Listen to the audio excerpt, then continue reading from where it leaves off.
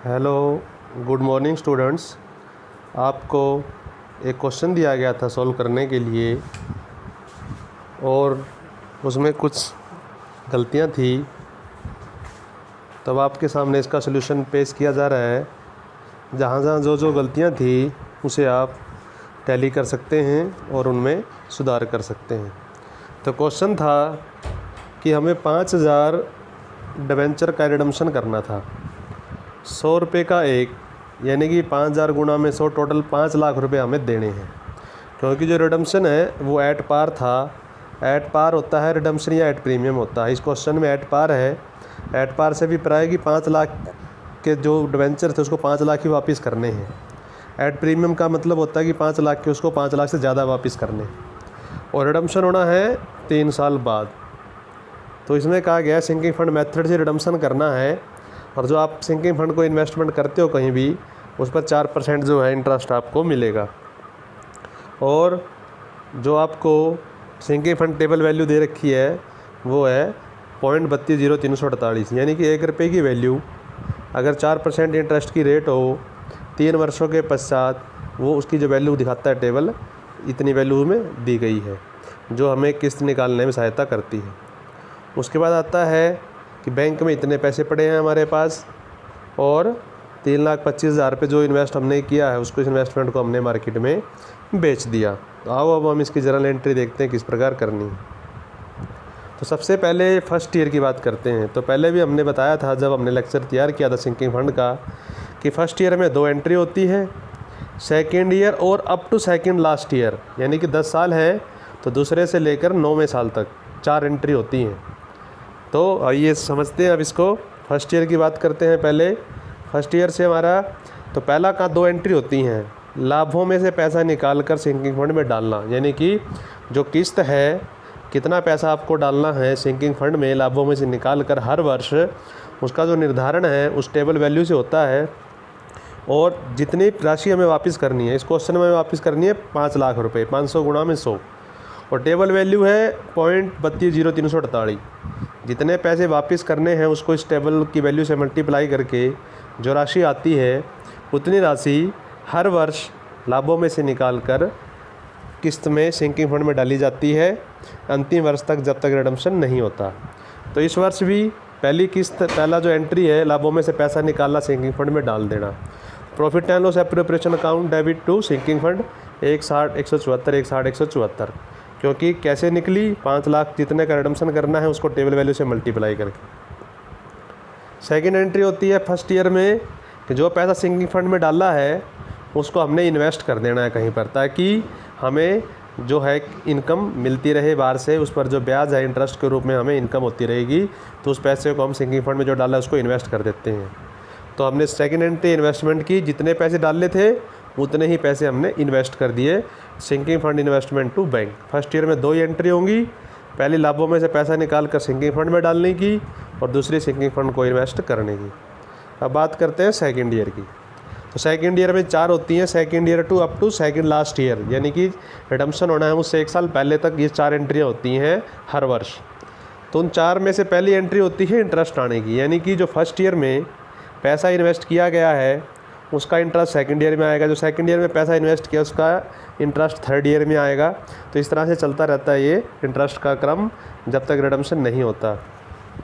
तो यहाँ 3 साल ही है, तो फर्स्ट ईयर जो इन्वेस्ट किया उसका पैसा सेकंड ईयर में मिलेगा। तो फर्स्ट ईयर जो हमने इन्वेस्ट किया था वो था 1,60,174 रुपये, और इंटरेस्ट की रेट है 4%। तो 1,60,174 का 4% निकालते हैं तो आ जाता है 6,407 रुपये। तो एंट्री होगी, बैंक में पैसा आ गया, इंटरेस्ट मिलेगा हमें जो आता है डेबिट में। तो bank account debit to interest on sinking fund investment, 6,407 रुपये आ गए पहली एंट्री इंटरेस्ट मिलने की। दूसरी एंट्री होती है जो इंटरेस्ट मिला है उसको सिंकिंग फंड में ट्रांसफ़र करने की, क्योंकि हम सिंकिंग फंड में सारा पैसा जोड़ते हैं जब तक रिडम्पशन नहीं हो जाता। तो यहाँ पर जो 6,407 रुपये हमें मिले थे इंटरेस्ट के, उस पैसे को हमने सिंकिंग फंड में ट्रांसफ़र कर दिया। तो सिंकिंग फंड क्रेडिट साइड में है, क्योंकि क्रेडिट में अगर सिंकिंग फंड होगा तो ये बढ़ेगा। फंड के जितने भी होते हैं क्रेडिट बैलेंस होता है, और क्रेडिट में बढ़ते हैं, डेबिट में घटते हैं। और सिंकिंग फंड में 6,407 रुपये हमने डाल दिए जो हमें ब्याज के मिले। उसके बाद आती है तीसरी एंट्री। फिर वही इस साल की किस्त निकालनी है। किस्त तो वही रहेगी जो फर्स्ट एक बार निर्धारण हो गया किस्त का, 1,60,174 रुपये। तो फिर वही सेम एंट्री है किस्त निकालने की, profit and appropriation to sinking fund 1,60,174 रुपये। चौथी एंट्री होती है जो पैसा सिंकिंग फंड में डाला है उसे इन्वेस्ट कर देने की विद इंटरेस्ट। तो इस साल की किस्त थी 1,60,174, इंटरेस्ट मिला 6,407, दोनों को जोड़कर इन्वेस्ट करना है। तो हर साल ऐसा ही करेंगे। तो किस्त प्लस इंटरेस्ट जब तक रिडम्पशन नहीं हो जाता, तो इस किस्त तो वही रहेगी हमेशा, लेकिन इंटरेस्ट जो है हर वर्ष बढ़ता जाएगा क्योंकि इन्वेस्टमेंट बढ़ती जाती है हमारी। तो पहले साल इन्वेस्ट की 1,60,174, इस पर ब्याज मिलेगा 6,407। तो अब हमने इन्वेस्ट कर देना है किस्त 1,60,174 प्लस में 6,407, टोटल हो गया 66,581। इन्वेस्टमेंट कर दी हमने सेकंड ईयर में। तो फर्स्ट ईयर में 2 किस्त निकालने की और उसको इन्वेस्ट करने की, सेकंड ईयर में 4 up to second last year तक। पहली इंटरेस्ट आने की, दूसरी उसको सिंकिंग फंड में ट्रांसफ़र करने की, तीसरी साली किस्त निकालने की, चौथी किस्त प्लस इंटरेस्ट को इन्वेस्ट करने की। अब बात करते हैं अंतिम वर्ष में। अंतिम वर्ष में 3 एंट्री तो वही सेम होती है जो second year, third year, fourth year यानी अप टू लास्ट ईयर तक चलती हैं। तो पहली एंट्री होती है फिर वही सेम इंटरेस्ट आने की। तो लेकिन अब इंटरेस्ट मिलेगा कितना, जितना पैसा हमने इन्वेस्ट किया है। अब इन्वेस्ट हमने किया कितना है, फर्स्ट ईयर तो इन्वेस्ट किया 1,60,174, सेकंड ईयर इन्वेस्ट किया 1,66,581। तो टोटल इन्वेस्टमेंट कर दिया हमने 3,26,755 रुपये, 55 रुपये। तो दोनों को जोड़कर टोटल इन्वेस्टमेंट होगी हमारी, इन दोनों को जोड़कर 3,26,755। तो इस पर 4% निकालते हैं तो ब्याज बन जाता है हमारा 13,070 रुपये। तो इस समय इसमें थर्ड ईयर में जो इंटरेस्ट मिलेगा 13,070 रुपये मिलेगा। तो पहली एंट्री होगी इंटरेस्ट आने की, दूसरी है इसी जो इंटरेस्ट मिलता है इसी को सिंकिंग फंड में ट्रांसफ़र करने की, interest on sinking fund to sinking fund. तीसरी एंट्री होती है इस वर्ष की किस्त निकालने की, यानी कि इस साल का फिर वही किस्त तो उतनी रहेगी, किस्त में तो कोई बदलाव नहीं होता। ये 3 एंट्री सेम है पिछले वर्ष की ही तरह, इंटरेस्ट आने की, सिंकिंग फंड में डालने इन्वेस्ट ट्रांसफ़र करने की इंटरेस्ट को, और फिर इस साल की किस्त निकालने की। अब आता है अंतिम वर्ष में 3 एंट्री तो हमने कर ली सेम है, इंटरेस्ट आने की, सिंकिंग फंड में ट्रांसफ़र करने की और किस्त निकालने की। अब हमें उसे इन्वेस्ट नहीं करना जो हम पिछले सेकंड ईयर में हमने इन्वेस्ट कर दिया था इंटरेस्ट प्लस किस्त को, क्योंकि अब जो तीसरा वर्ष आया है इसमें हमने रिडम्पशन करना है। तो जब हमने रिडम्पशन करना है तो पैसा हमने इन्वेस्ट नहीं करना, हमें पैसा चाहिए। तो चौथी एंट्री होती है जो हमने पैसा इन्वेस्टमेंट कर रखी है उसको बेचने की। तो क्वेश्चन में था कि जो इन्वेस्टमेंट है वो हमने 3,25,000 रुपये में बेच दी। तो बैंक में पैसा आ गया, sinking bank account debit to sinking fund investment 3,25,325 investment चलेगी, बैंक में पैसा आ गया। तो अब अगली एंट्री होती है सिंकिंग इन्वेस्टमेंट को बेचने से प्रॉफिट या लॉस की।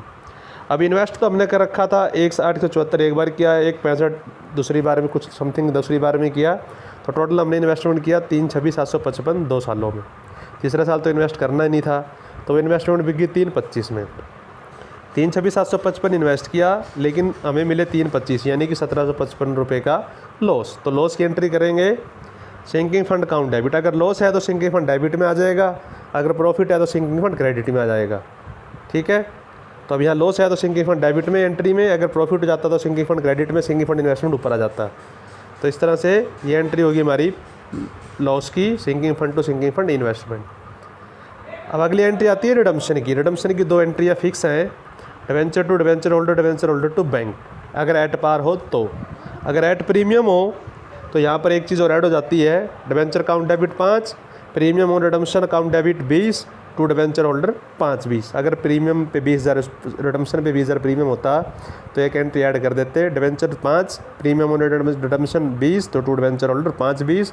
नीचे वाली सेम रहती तो यहाँ डिवेंचर होल्डर टू बैंक 5-20 हो जाता। लेकिन अब यहाँ एट पार है, 5 लाख के 5 लाख ही देने हैं, तो एंट्री हुई debenture to debenture holder to bank 5 lakh 5 lakh 5 lakh 5 lakh. तो 2 एंट्री हमने कर दी रिडम्पशन की। तो अंतिम एंट्री होती है हमारी जो पैसा सिंकिंग फंड में पड़ा है उसे जर्नल रिजर्व में ट्रांसफ़र करने की। तो सिंकिंग फंड में जितने का रिडम्पशन करना होता है उतने हमें डालने होते हैं, धीरे धीरे हम जोड़ते हैं उतने ही पैसा था कि हम रिडम्पशन सिंकिंग फंड मेथड से कर सकें। टोटल हमने डाल दिए 5 लाख, लेकिन 5 लाख में 1,755 रुपये हो गया लॉस।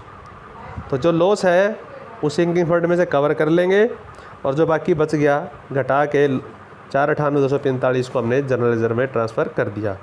अगर ये प्रॉफिट हो जाता 1755 मान लीजिए इन्वेस्टमेंट को बेचने पर, तो एंट्री हो जाती सिंकिंग फंड 5,25,1755 रुपये हो जाता। फिर ये जनरल रिजर्व में 5 लाख और कैपिटल रिजर्व में 1755 रुपये।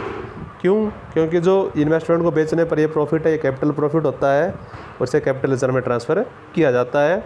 अब यहाँ कोई कैपिटल प्रॉफिट नहीं था, सिंकिंग फंड में 5 लाख थे, 1755 लॉस था तो घटा दिया, बाकी जो बच गए वो हमने जनरल रिजर्व में ट्रांसफ़र कर दिए। तो ये था जब क्वेश्चन आपको दिया गया था उसका सोल्यूशन। जो भी आपकी कमियां हैं उन्हें आप देख सकते हैं और उन्हें ठीक कर सकते हैं, और जल्दी आपको एक क्वेश्चन और दिया जाएगा करने के लिए। धन्यवाद।